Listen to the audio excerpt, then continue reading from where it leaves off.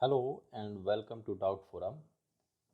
इस वीडियो का क्वेश्चन है, एक वोल्टेज और करंट का ग्राफ दे रखा हुआ है और इसमें पूछा है कि the three V I graphs are drawn individually for two resistors and their series combination out of A B C which one represents the graph for series combination of the other two, give reason for your answer. इस पर एक graph है we और आई का और इसमें तीन लाइनें हैं ए बी और सी। अब हमको निकालना है कि ए और बी और सी में से कौन सी लाइन है जो कि बाकी के दो यानी कि तीन में से कोई एक लाइन ऐसी है जो कि बाकी बची दो लाइन के सीरीज कॉम्बिनेशन को रिप्रेजेंट कर रही होगी। यानी कि इसमें सिंपली हमको तीनों लाइन के लिए सीरीज कॉम्बिनेशन का रेजिस्टेंस कैलकुलेट करना होगा। So as we all know that in series combination of resistors, total resistance is equal to the sum of the individual resistances.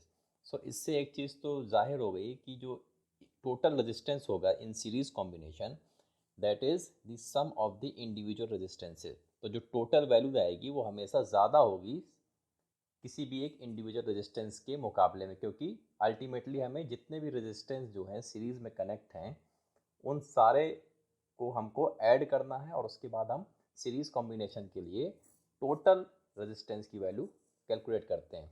On the other hand, in parallel combination of resistors, the inverse of the total resistance is the algebraic sum of the inverse of the individual resistances. ये हो गया parallel combination में जब resistance हमारे connect होंगे, जब parallel combination होगा तो हम किस तरीके से कैलकुलेट करेंगे।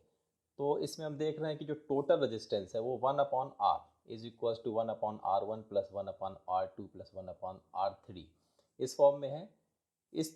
तो पैरेलल कॉम्बिनेशन के लिए हमेशा याद रखना है कि जो टोटल रेजिस्टेंस है is always less than the smallest register in the parallel network. जो अगर मान लीजिए तीन रजिस्टर हैं जो पैरेलल में कनेक्ट हैं, तो जो आज टोटल आएगा यानी कि इक्विवेलेंट वैल्यू आएगी अगर वो तीनों पैरेलल में कनेक्ट हैं, तो जो सबसे छोटा रजिस्टर होगा उससे भी कम वैल्यू आएगी टोटल रेजिस्टेंस की। चलिए, हालांकि इस क्वेश्चन में हमको केवल सीरीज कॉम्बिनेशन से डील करना है तो पैरेलल कॉम्बिनेशन की हमको इस क्वेश्चन में ज़रूरत नहीं है। चलिए आगे बढ़ते हैं, इस क्वेश्चन को सॉल्व करते हैं। ये वोल्टेज और करंट के बीच में ग्राफ ए और बी और सी तीन चीज़ों के लिए दे रखा हुआ है। तो अब हमको करना क्या है कि ए और बी सी तीनों के लिए हमको रेजिस्टेंस की वैल्यू कैलकुलेट करनी है। रेजिस्टेंस की वैल्यू कैलकुलेट करने के लिए हमको ओम्स लॉ अप्लाई करना पड़ेगा। Ohm's law is V is equals to I into R, यानी वोल्टेज जो है वो करंट और रेजिस्टर के मल्टीप्लीकेशन के बराबर होगी। अब यहाँ से हम अगर रेजिस्टेंस की वैल्यू निकालें तो resistance R is equals to V upon I. अब देखिए, अब हमको करना क्या है कि ए बी सी तीन लाइनें हैं, तीनों लाइन के लिए हमको रेजिस्टेंस की वैल्यू कैलकुलेट करनी है। तो रेजिस्टेंस की वैल्यू कैलकुलेट करने के लिए ग्राफ में हम एक कोई पॉइंट मार्क कर लेंगे, क्योंकि हमें तीनों लाइन के लिए वोल्टेज और उसके रिस्पेक्ट में जो करंट फ्लो कर रही है दोनों को डिवाइड करना होगा। तो इसके लिए हम एक पॉइंट को मार्क कर लेते हैं वोल्टेज में। चलिए, ये पॉइंट हमने अगर मार्क कर लिया, यहाँ पर एक पॉइंट है, इसको हमने मार्क कर लिया और यहाँ पर हमने मान लिया वोल्टेज जो है वो हमारी वी है। अब देखिए, अब हमको एक स्ट्रेट लाइन अगर हम यहाँ से ड्रॉ कर दें तो ये जो हमारी डॉटेड लाइन है जो तीनों को काट रही है ए बी सी, इन तीनों पॉइंट्स पर वोल्टेज की वैल्यू जो है वो दैट विल बी सेम। यहाँ इन तीनों पॉइंट पर वोल्टेज की वैल्यू जो है सेम रहेगी। अब इसके करस्पॉन्डेंस अगर हम एक पैरेलल लाइन खींचें इस एक्स एक्सिस के, तो यहाँ पर हमको करस्पॉन्डिंग आई की वैल्यू निकल आएगी। देखिए, यहाँ पर एक इसके रिस्पेक्ट में जो करंट की लाइन को यहाँ पर वाई एक्सिस को टच करेगी, सपोज करते हैं यहाँ पर जो टच करेगी इसकी वैल्यू है I1। सिमिलरली इस बी लाइन के लिए एक लाइन ड्रॉ करते हैं जो वाई एक्सिस में कट करेगी, यहाँ पर आई की वैल्यू सपोज करते हैं I2। सिमिलरली लाइन ए के लिए अगर हम एक्स एक्सिस की पैरेलल लाइन खींचेंगे जो, तो यहाँ पर मेरा जो वाई को कट करेगी वहाँ पर मान लेते हैं कि करंट की वैल्यू है I3।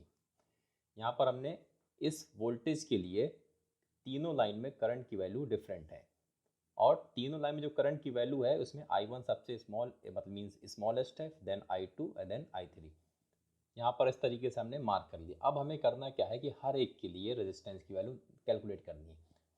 तो चलिए क्या करते हैं, सबसे पहले हम लाइन सी के लिए रेजिस्टेंस की वैल्यू कैलकुलेट करते हैं। लाइन सी सपोज करते हैं आर सी हो गया resistance of line C at point V. R C is V upon I, resistance की वैल्यू होती है V upon I. R C के लिए इस पॉइंट में वी की वैल्यू हो गई वी डिवाइडेड बाई आई की वैल्यू हो गई आई वन, यहाँ से आई वन आ गया। सिमिलरली अब अगर हम लाइन बी, हमारे पास लाइन बी है, उसके लिए उसमें हम रेजिस्टेंस की वैल्यू कैलकुलेट करेंगे R B is equals to V. इस पॉइंट में अगर हम कैलकुलेट करेंगे तो वी तीनों के लिए सेम है, that is V upon I की value for line B is I two, यहाँ पर लग दिया हमने आई टू। सिमिलरली अब हम लाइन सी के लिए रेजिस्टेंस की वैल्यू कैलकुलेट करेंगे। वी सबके लिए सेम है, बट करंट की वैल्यू इस वी के रिस्पेक्ट में जो है वो आई थ्री है। इस वी के रिस्पेक्ट में करंट की वैल्यू आई थ्री है, तो R C is equal to V upon I three.